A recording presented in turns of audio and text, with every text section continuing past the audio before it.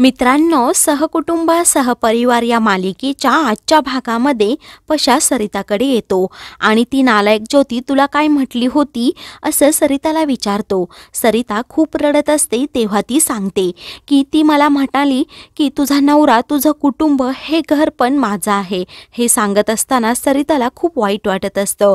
तेव्हा पशा अजूनच चिडतो. सरिता पुढे बोलते, मला असं नेहमी वाटायचं की यांना सर्व सांगावं, परंतु हे दुकानातून खूप दमून यायचे, मग घरच्या कटकटी उगीच कशाला त्यांना सांगायच्या या विचाराने मी त्यांना कधीच काही सांगितलं नाही. लेला पशा सरिताला सांगतो की वहिनी, तू काळजी करू नको, आपण त्या ज्योतीचा बंदोबस्त नक्की करू. असं म्हणून तो सरिताला सांगतो की तू फक्त त्या ज्योतीच्या समोर उभी राहा आणि ती जी काय बोलेल ना ते ऐकून घे. तेव्हा सरिता बोलते, तुम्ही हे काय बोलताय भाऊजी? तेव्हा पशा सांगतो, अशा लोकांसोबत असंच केलं पाहिजे वहिनी. तू तिच्या समोर जाऊन उभी राहा आणि ती तुला जे काही बोलेल ते मी सर्व गुपचूप रेकॉर्ड करेल. तेव्हा सरिता सांगते, भाऊजी मला असले डावपेच खेळायला आवडत नाही. तेव्हा पशा सांगतो की तुला तुझा संसार वाचवण्यासाठी आणि आपल्या घरात शांतता मिळवण्यासाठी हे सर्व करावं लागेल. सरिता ही पेटून उठते आणि बोलते की मी माझा संसार वाचवण्यासाठी काहीही करू शकते. त्यानंतर सरिता ज्योतीकडे येते आणि ज्योतीला विचारते, तुझा हात खूप दुखतोय का? ज्योती एकदम नम्रपणे बोलू लागते आणि सरिताला सांगते, हो खूप दुखतंय, परंतु काय करणार? तर सरिता बोलते, मग तू तुझ्या घरी का जात नाही? एवढं सहन का करतेस? तर पशा तेवढ्यात तेथे येतो आणि रेकॉर्डिंग चालू करतो. ज्योती सरिताला सांगत असते, आता मी कुठे जाणार आणि कशी राहणार? तेव्हा सरिता बोलते, मला माहीत आहे तू इथे कशासाठी आली, कारण तुला माझा नवरा हवा आहे. ती बोलते, सरे तू हे काय बोलत आहे? माझ्या मनात असं कधीच आलं नाही की सूर्या मला पाहिजे. अगोदर झालं ते झालं गेलं, ते विसरून जा. तेव्हा सरिता बोलते की तू त्या दिवशी जे मला बोलली ते पुन्हा बोल. तू ज्योती ऐकत नाही. तेव्हा ती सरिताला सारखी सांगत असते की तू काही पण बोलू नकोस, मला सूर्या नको आहे, मी त्याच्याकडे फक्त एक आधार म्हणून पाहत आहे. सरिता बोलते, तुला माझा नवरा पाहिजे म्हणूनच तू या घरात आली.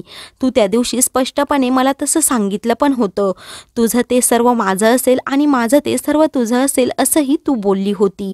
ज्योती सांगते, मी पहिल्या गोष्टी अजिबात उगाळून काढत नाही. सूर्या एक जबाबदार माणूस आहे.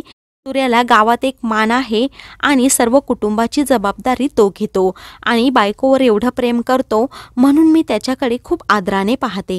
आणि तू सारखी नवरा नवरा करू नकोस. मला एक गोष्ट समजली आहे, तुलाच मी या घरात नको आहे म्हणून तू सारखी असं बोलत आहेस.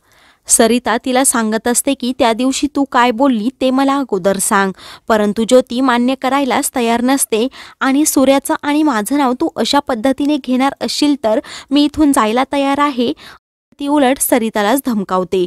ज्योतीने पूर्णपणे ह्या दोघांचा डाव फेल केलेला असतो. ज्योती मुद्दाम रडण्याचं नाटक करून तेथून जाते तर पशा लगेच सरिताजवळ येतो आणि तिला बोलतो, मला असं वाटते की हिला आपला डाव समजला असेल, ही खूप चॅप्टर बाई आहे. सरिताला खूप टेन्शन येतं. तर दुसरीकडे सूर्या आणि पशा दुकानावर असतात. पशा आपापलं काम करत असतो तेव्हा सूर्या पशाजवळ जातो आणि त्याला बोलतो, काल मी तुला मारलं यावरून तू माझ्याशी बोलणार पण नाही का? पशा शांतपणे सांगतो की दादा, असं काही नाही, तुला माहीत नाही ती ज्योती आपल्या घराला लागलेली वाळवी आहे, कारण तिचे कारस्थान अजून तुला माहीतच झाले नाही. तेव्हा सूर्या पशाला सांगतो की पशा, तुला झालं तरी काय, तू माणसं ओळखण्यात अशी चूक करू नकोस. पशा सूर्याला जाणीव करून देत असतो की दादा, तू आणि वहिनी अशा प्रकारे काल जसे भांडला तसे कधीच भांडला नव्हतात, मग आता तुमच्या दोघांमध्ये भांडणं व्हायला सुरुवात झाली आहे आणि हे सर्व त्या नालायक बाईमुळे म्हणजे ज्योतीमुळेच होत आहे. पशा सूर्याला सांगत असतो की दादा, तू दुकानावर असतो परंतु घरात काय चाललंय हे तुला माहीतच नाही. ज्योती सतत वहिनीला टोमणे मारत असते, काही पण बोलत असते, तिची जागा घेण्याचा प्रयत्न करते. सूर्याला जरा टेन्शन येतं. तेव्हा तो बोलतो, सरीने मला असं काहीच सांगितलं नाही. पशा बोलतो, कशी सांगणार, तुला त्रास होईल, तू टेन्शन घेशील म्हणून ती काहीच सांगत नाही. तेव्हा सूर्या सांगतो की मी आजच सरीशी बोलून घेतो. तेव्हा सूर्या बोलतो, आपण आजच कुठेतरी दुसरीकडे ज्योतीची व्यवस्था करू आणि तिला आपल्या घरातून काढून देऊ. तेव्हा पशा खुश होतो. पशा आणि सूर्यामधील अबोला मिटतो तर सूर्या त्याला डिलिव्हरी देण्यासाठी लगेच पाठवतो. इकडे सरिताला सूर्याने पशाला कशा कानाखाली मारल्या हे आठवत असतं. तिला खूप वाईट वाटत असतं. तेवढ्यातच पशा तेथे येतो आणि सरिताला सांगतो, मी दादाला घडलेला सर्व प्रकार सांगितला. ज्योतीने आपला डाव आपल्यावरच उलटवला हे पण मी दादाला सांगितलं. तेव्हा सरिता बोलते, मग ते काय म्हणाले? दादा आज घरी येऊन सर्वांबरोबर बोलणार आहे आणि ज्योतीची राहण्याची दुसरीकडे व्यवस्था करणार आहे असं पशा सांगतो. हे ऐकून सरिता खूप खुश होते. तर पशा बोलतो, उद्यापासून आपल्या घरात फक्त आनंदच असेल. सरिताही खूप खुश होते. त्यानंतर रात्री सूर्या घरातील सर्वांना एकत्र बोलवतो आणि ज्योतीला सांगतो, माझ्या बायकोवर म्हणजे सरीवर आणि माझ्या भावावर खूप विश्वास आहे. त्या दोघांचं म्हणणं मला नेहमी पटतं. तुझं वागणं त्या दोघांनाही थोडं खटकत आहे. त्यामुळे मला निर्णय काहीतरी घ्यावाच लागेल. ह्या घराच्या आनंदासाठी मी काहीही कॉम्प्रोमाइज करायला तयार आहे असं म्हणून तो ज्योतीला सांगतो की तुला या घरातून बाहेर जावं लागेल. आम्ही तुझी दुसरीकडे राहण्याची नक्की व्यवस्था करू. हे ऐकून ज्योतीला धक्का बसतो. तर पशा रागात त्या नालायक ज्योतीकडे पाहत राहतो. तेव्हा सूर्या ज्योतीला सांगतो, तू तुझं सामान आवरायला घे आणि अगोदर इथून निघ. तेव्हा ज्योती सूर्याला बोलते, मी घरातून जायला तयार आहे, परंतु त्याआधी माझी पण बाजू तू समजावून घे. मला तुम्हा सर्वांना एक रेकॉर्डिंग ऐकवायचं आहे. म्हणून सरिता जे बोलली होती ते रेकॉर्डिंग ती सर्वांना ऐकवत असते. ते ऐकून सर्वांना खूप मोठा धक्का बसतो. सरिताला तिने पूर्णपणे तोंडावर पाडलेलं असतं. ज्योतीने त्यांचा डाव ओळखलेला असतो आणि सरिता येण्याच्या आधी रेकॉर्डिंग चालू केलेलं असतं. पशाला मात्र खूप राग येतो. पशा रागातच सूर्याला सांगत असतो की दादा, ही खूप खोटारडी बाई आहे, हिने डाव केला आहे. सरिता तिच्याकडे खूप रागात पाहत असते. सूर्या सरिताला बोलतो, सरे हे काय आहे, हे तू काय बोलत आहेस? ज्योतीने पूर्णपणे डाव उलटवलेला असतो. तेव्हा ती सूर्याला पुन्हा सरिताविरुद्ध भडकवण्याचा खूप प्रयत्न करत असते आणि सरिता मला बोलली होती तुमच्या प्रेमाचे किस्से सांगा असंही तिने सांगितलं होतं.